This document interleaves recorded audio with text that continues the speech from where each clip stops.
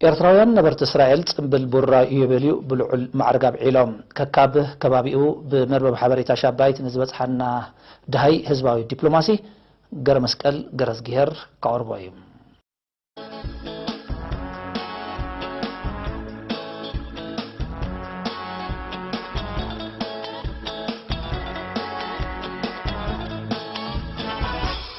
ኣብ ዝተፈላለዩ ሃገራት ዝነብሩ ዜጋታት ንጽምብል ብሩራዊ እየበልዩ ናጽነት ምስ ሃገሮም ዘለዎም ጥምረት ብዝሕይልን ሓቀኛ ምስሊ ሃገሮም ብዘንጸባርቕን ኣገባባት ንምብዓሉ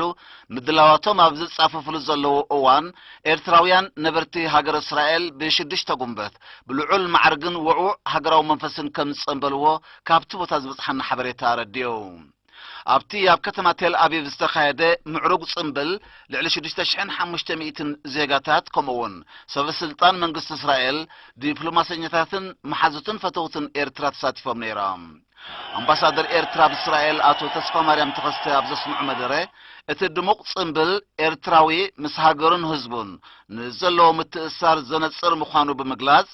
ምስጢር ዓወታት ህዝቢ ኤርትራ ኣብ መኸተን ልምዓትን ሓድነትን ውህደትን ምዃኑ እዚ ድማ እናተወራረሰ ዝመጸን ክኸይድ ዝግብኦን ሃገራዊ ክብሪ ከም ዝኾነ ኣገንዚቦ ካብ ኤርትራ ዝኸደት ወናማት ድምጻውያንን ሙዚቀኛታትን ዝሓቆፈት ጉጅለ ባህሊ ዘቕረበቶ መሰናድኦ ነቲ ጽምብል ኣብ ምድማቕን ባህሊ ህዝቢ ኤርትራ ኣብ ምንጽብራቕን ዓብዪ ኣስተዋጽኦ ከም ዝነበሮ እቲ ዝበጽሓና ሓበሬታ ብተወሳኺ ኣብርሂ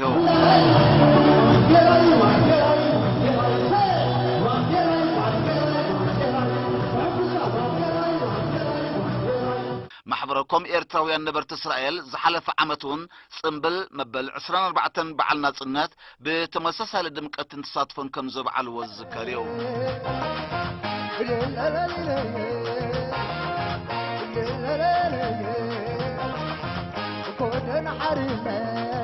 ኣብ ካልእ ድሃይ ህዝባዊ ዲፕሎማሲ ኤርትራውያን ነበርቲ አቡዳብን ከባቢያን ሕብራት ኢማራት ዓረብ ሃገራዊ መደባት ብኣድማዕነት ንምትግባር ዓቕምታቶም ኣዋሂዶም ከም ዝሰርሑ ገሊጾም ኣብቲ ብሽዱሽተ ጉንበት ዘቃንዕዎ ኣኼባ አምባሳደር ኤርትራ ብሕብራት ኢማራት ዓረብ አቶ ዑስማን መሐመድ ዑመር ንህሉ ኩነታት ሃገር ዝምልከት መብርሂ ድሕሪ ምሃብ ጽምብል ብሩራዊ በዓል ናጽነት ንሓድነትን ውህደትን ህዝቢ ኤርትራ ብዘንጸባርቕን ብዝድርዕን መንገዲ ተዳልዩ ከም ዘሎ ኣነጺሩ بخال وغن دما امباسادر ኤርትራ ኣብ ሪፐብሊክ ደቡብ ሱዳን አቶ ዮሐንስ ተክለ ሚካኤል በተሻዓተ ጉንበት ምስ ሚኒስተር ጉዳያት ወጻኢ ግዚያው መሰጋገር መንግስት ሃገር ደንግ አሎር ተራኺቦ ህዝብታት ኤርትራን ደቡብ ሱዳንን ንጥፈታት ህዝባዊ ዲፕሎማሲ ብዛዕባ ዘደንፍዑ መንገድታት ዘትዮም ሚኒስተር ደንግ አሎር ተራ መንግስት ኤርትራ ኣብ መውሓድ ሰላምን ርግኣትን ደቡብ ሱዳን ብኣኽብሮት ከም ዝጥምቶ ገሊጹ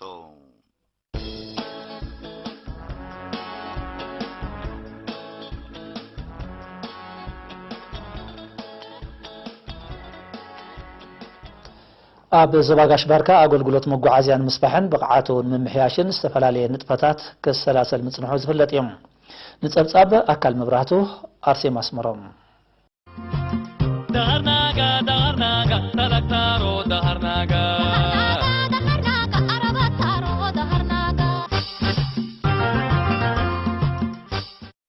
ኣብ ዘባጋሽ ባርካ አገልግሎት መጓዓዝያ ምድርን ምስፋሕን ብቕዓቱን ምምሕያሽን ብዝተኻየደ ጻዕሪ ኣብ ምንቅስቓስ ህዝቢ ካብናብን መሰረታዊ ፍታሕ ዘንጸ ገስጋስ ከም ተመዝገበ ሓላፊ ጨንፈር በዓል መዚ መጓዓዝያ ምድሪ ትዞባ አቶ ሃይለ አብርሃ ሓቢሮም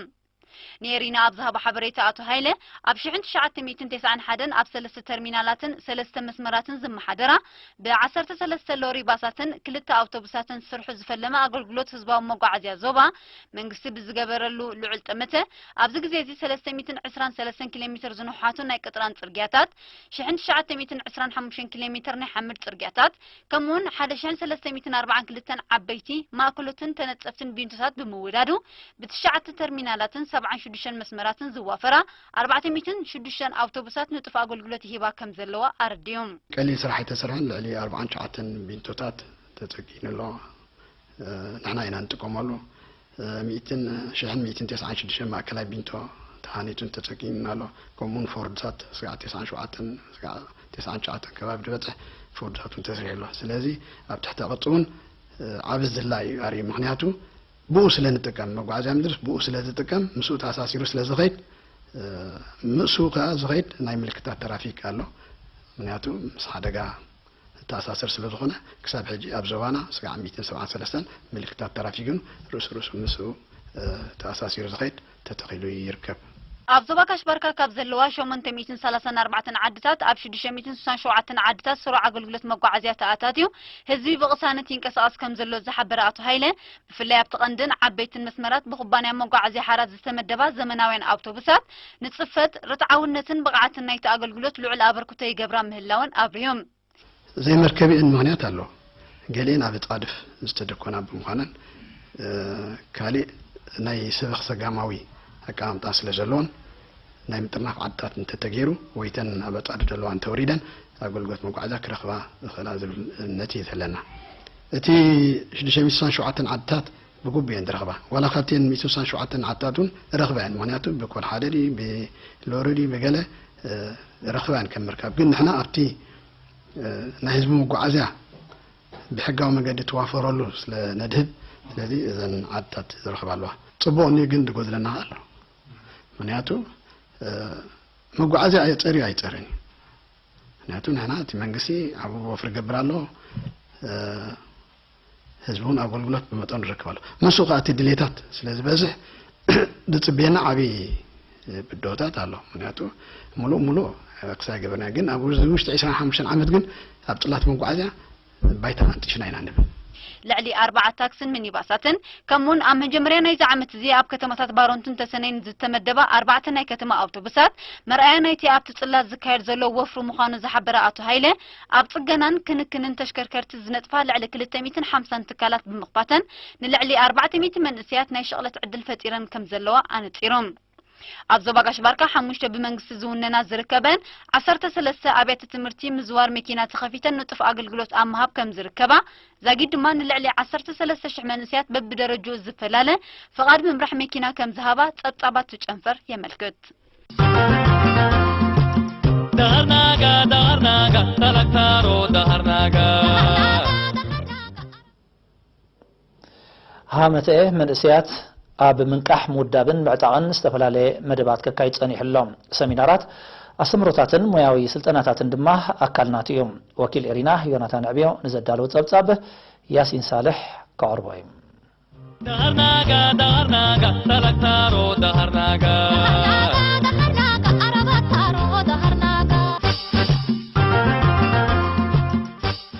هاجراو محبر منسياتن تمهرون إرترا عب 25 عامتات ناتنت المنسيات منكح مودابن معتقن عود سرحات كم السلاسلة أبو منبرت محبر آتو صالح أحمد دين قليتسون نصورة إرترا زعوة حيل نقحتن قبراو تساتافنتن ناي كل أطلاتات حبراتسب بوند دمان أي منسيات مخانو تاريخ زمسكرا حق مخانو تغسى آتو صالح كابزب مقاس محبر بوليتيكاو نقحتن كل انتناو تساتفن منسيات معباي زي تفلالي مدبات كتكبر كم تنحن تبقو كم سقومن حبيرون أما برا خفلتون نقحتن زتكورو سمينارات أستمرتاتن مياو سلطناتاتن علما محبر نمجبات كابز كايدو عبيت مدبات مخانون بمبراه دما تعناو قسقوسات تمهرتاو دراتن سبورتاون تفتاتن ون أكال نايت منسيات بقبون مخصقاسن نمحيالن بمدب سرحالن مخانون أنا تيروم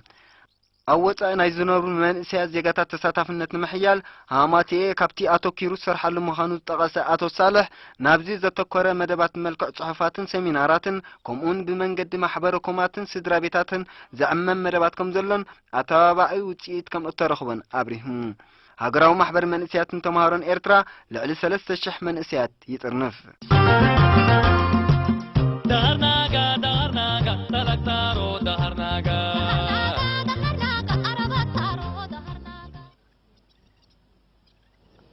ኣብ ሽወደን ኖርዌይን ዴንማርክን ዝነብሩ ዜጋታት ከምኡውን ኣብ ኣስመራ ዝርከብ ማሕበር ወነንቲ ኣውቶቡስ ዓወት ንመናበይ ስድራ ስዋኣት ዝውዕል ልዕሊ $62,000 $150,000 ናቕፋን ከም ዝወፈዩ ሚኒስትሪ ዕዮን ሰብኣዊ ድሕነትን ሓቢሮም ብመሰረት ሓበሬታት ሚኒስትሪ ካብ ሽወደን ጉጅለ ሕድር ሰማዕታት ኡሳላ ጉዱሳት ተጋደልትን ዋርሳይን ኦሬብሮ ማሕበር ኤርትራውያን ቦሮስ ኦሬብሮ ማሕበር ምትሕጋዝ ኤርትራውያን ዶብ ሽወደን ኤርትራውያን ተቐማጦ ኤልምሁል ካብ ኖርዌይ ድማ ጉዱሳት ኤርትራውያን ኣብ ዶንሺ መንእስያት ኣባላት ህግደፍን ካልኦት ኤርትራውያን ኣብ ስተባንገር ጉድሳት ኤርትራውያን አደታት አብ ኦስሎ ማህበረኮም ኤርትራውያን አብ ኦስሎ ማህበረኮም ኤርትራውያንን ማህበር ደቂ አንስትዮ አብ ትሮንድሄም ከምኡን ብርክት ዝበሉ ውልቀ ሰባት ነበርቲ ዴንማርክ ሽወደንን ኖርዌይን $62,570 አበርኪቶም ብዘይካዚ አስመራ ዝመደበሩ ማህበር ወነንተ አውቶቡስ ዓወት ን25 ስድራ ስዋኣት ንሓደ ዓመት ንምንባይ 150,000 ናቕፋ ኣታዊ ገይሩሎም